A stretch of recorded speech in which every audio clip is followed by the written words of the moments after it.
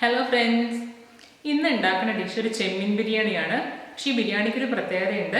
ഞാനല്ല ഈ ബിരിയാണി ഉണ്ടാക്കുന്നത്, എൻ്റെ ഫ്രണ്ടാണ് ഈ ബിരിയാണി ഉണ്ടാക്കുന്നത്. അപ്പോൾ ഞാൻ ആളെ ഒന്ന് പരിചയപ്പെടുത്തി തരാം. ഇതാണ് എൻ്റെ ഫ്രണ്ട് ഗായത്രി. ഈ ഗായത്രിയെ ഒന്ന് പരിചയപ്പെടുത്തുമോ? ഹായ് ഫ്രണ്ട്സ്, ഞാൻ ലിനുവിൻ്റെ വളരെ അടുത്തൊരു ക്ലോസ് ഫ്രണ്ടാണ്. ഇവിടെ അഡ്ലേഡിൽ തന്നെ ഉള്ളതാണ്. അപ്പോൾ ഞങ്ങൾ ഈ വീക്കെൻഡ് ഒന്ന് ഒത്തുകൂടാമെന്ന് വിചാരിച്ചു.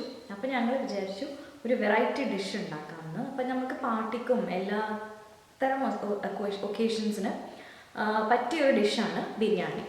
അപ്പം നമ്മൾ എല്ലാ കുഞ്ഞു കുട്ടികൾക്കായാലും വലിയവർക്കായാലും കഴിക്കാൻ പറ്റിയൊരു വെറൈറ്റി ഡിഷാണ് ഈ ബിരിയാണി. അപ്പം ഗായത്രി സ്പെഷ്യലാണ് ഈ ബിരിയാണി. അപ്പോൾ ഇതിൻ്റെ ചേരുവകളൊക്കെ ഗായത്രി ഉണ്ടാക്കുന്നത് ഇത്തിരി വ്യത്യാസമാണ് നോർമലായിട്ട് ഉണ്ടാക്കുന്ന ബിരിയാണിനേക്കാളും.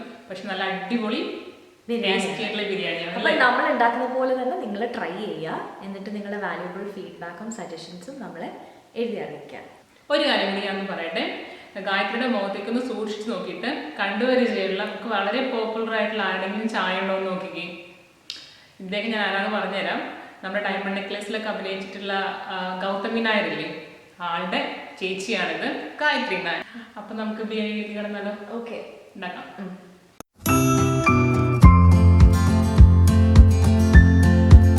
ഇന്ന് നമ്മളിവിടെ തയ്യാറാക്കാൻ എടുത്തിരിക്കുന്നത് 500 ഗ്രാം പ്രോൺ ആണ്.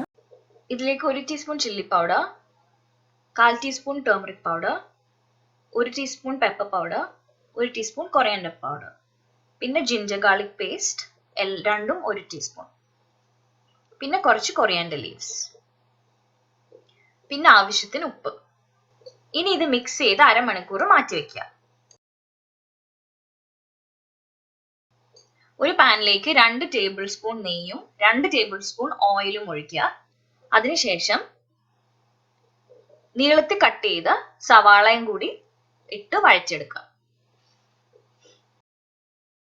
ഫ്രൈ ആയി തുടങ്ങി. ഇനി ഒരു ശകലം കൂടി അതിൻ്റെ ഒന്ന് കളർ മാറുന്നവരെ നമുക്ക് ഫ്രൈ ആക്കി ഇടാം.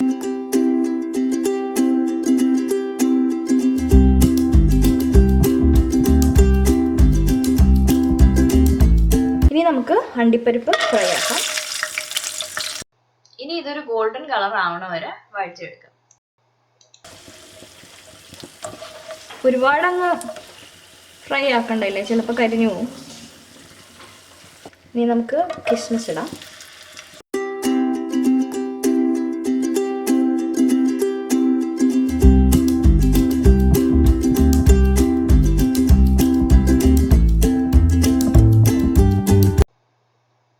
ഇനി മിക്സ് ചെയ്ത് വെച്ചിരിക്കുന്ന പ്രോൺസിലേക്ക് കുറച്ച് ഫ്രൈഡ് ഓണിയൻസും കൂടി ആഡ് ചെയ്യാം. ഇത് നന്നായി മിക്സ് ചെയ്ത് എല്ലാം പറ്റത്തക്ക രീതിയിൽ എടുക്കുക.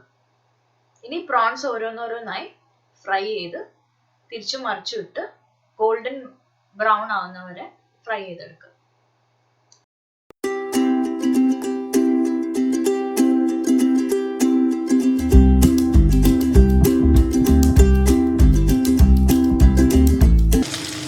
നമ്മുടെ ലാസ്റ്റ് ബാച്ച് ഓഫ് പ്രോൺസും കൂടി ഫ്രൈ ആയിട്ടുണ്ട്. ഇത് നമുക്ക് കോരിയെടുക്കാം.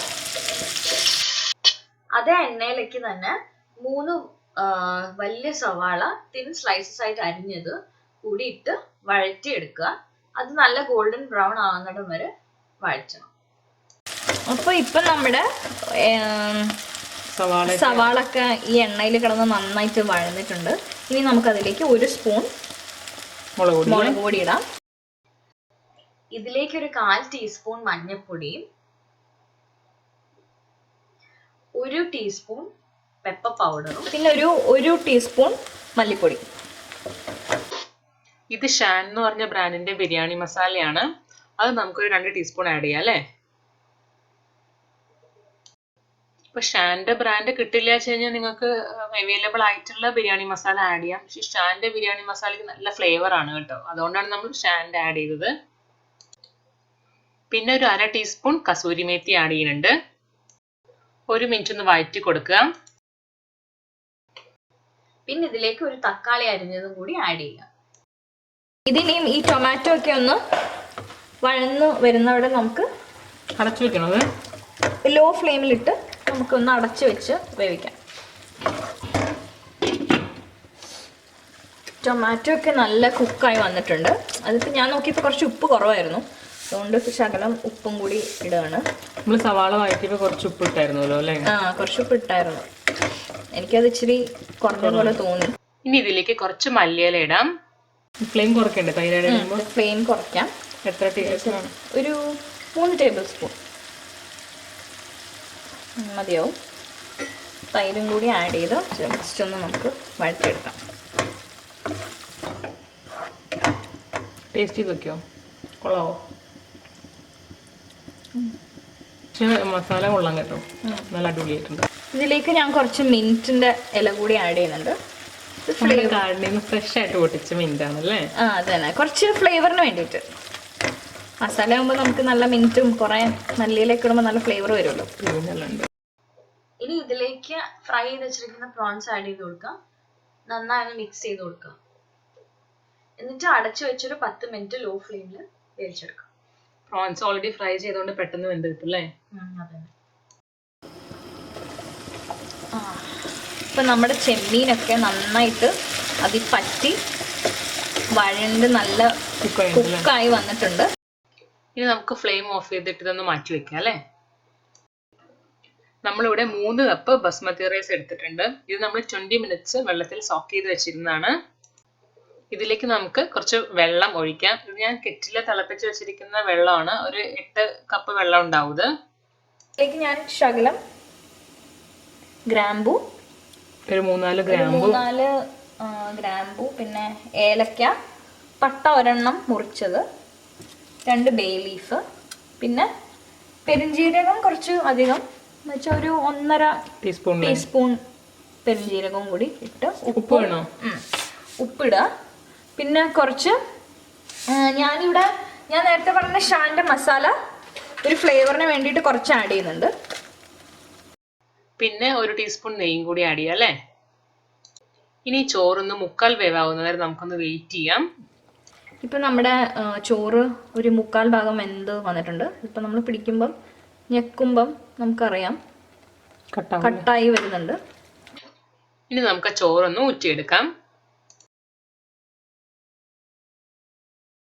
ഒരു 5 മിനിറ്റ്സ് അതിൻ്റെ വെള്ളമൊക്കെ ഒന്ന് ഇറങ്ങാനായിട്ട് നമുക്ക് മാറ്റി വെക്കാം. ഇനിയിപ്പോൾ നമുക്ക് ദം ചെയ്യാനുള്ള പ്രോസസ്സിലേക്കാണ് പോകുന്നത്. അപ്പോൾ നമ്മൾ ദം ചെയ്യുന്നതിന് മുമ്പ് നമുക്ക് ജസ്റ്റ് കുറച്ച് ഗീ അതിലൊന്ന് പുരട്ടി കൊടുക്കാം. അത് ചോറൊന്ന് വിട്ട് വരാനായിട്ട്. നല്ല കട്ടിയാണ് നെയ്യല്ലേ? ഇവിടുത്തെ നെയ്യ് തണുപ്പ് കാരണം ഭയങ്കര കട്ടിയാണ്. അത് കുഴപ്പമില്ല, നമുക്ക് എല്ലാ സൈഡും ഒന്ന് ഗ്രീസ് ചെയ്ത് കൊടുക്കാം. കുറച്ച്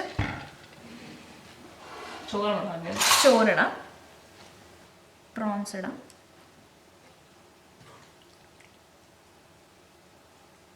കുറച്ച് മല്ലിയില, സവാള വറുത്തതല്ലേ? സവാള വറുത്തത്, കുറച്ച് പുതിനയില അല്ലേ? കിസ്മിസൊക്കെ തണുപ്പ് കാരണം ഒട്ടിപ്പിടിച്ചിരിക്കുകയാണ്. ഇത് ഇത്രയും കഴിഞ്ഞിട്ട് നമുക്ക് വീണ്ടും ഒരു ലെയർ കൂടി ലെയർ ചെയ്യാം. ഇങ്ങനെ ചോറ് മസാല പോലെ അങ്ങനെ ഫിനിഷ് ചെയ്യുന്നവരെ വെച്ച് ലെയർ ചെയ്യാം.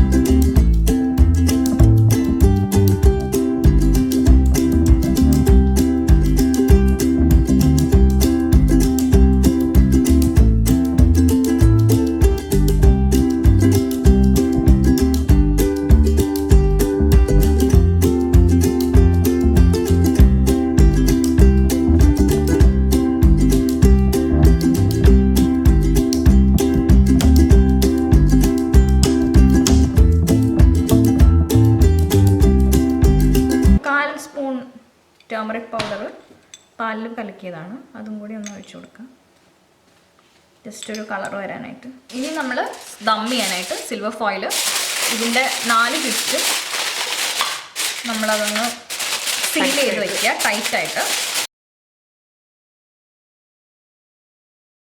ഇനി നമുക്ക് ദം ചെയ്യാനായിട്ട് ചൂടുകട്ടിയുള്ള ഒരു തവയുടെ വേണ്ടിലേക്ക് നമുക്ക് ഈ പാത്രം വെക്കാം. ഇനി നമുക്കിതൊരു ലോ ഫ്ലെയിമിലൊരു 30 മിനിറ്റ്സ് വെക്കാം. അല്ലേ? അപ്പം നമുക്ക് 30 മിനിറ്റ്സ് കഴിഞ്ഞിട്ട് നോക്കാം അല്ലേ? ഇവിടെ ഇനിയിപ്പോൾ നമ്മുടെ ബിരിയാണി റെഡിയായി. ഇതിപ്പോൾ നമുക്ക് തുറന്ന് നോക്കാം. നല്ല വാസനയൊക്കെ വരുന്നുണ്ട്. ഇനിയിപ്പോൾ നമുക്ക് ഇത് സെർവ് ചെയ്യാം.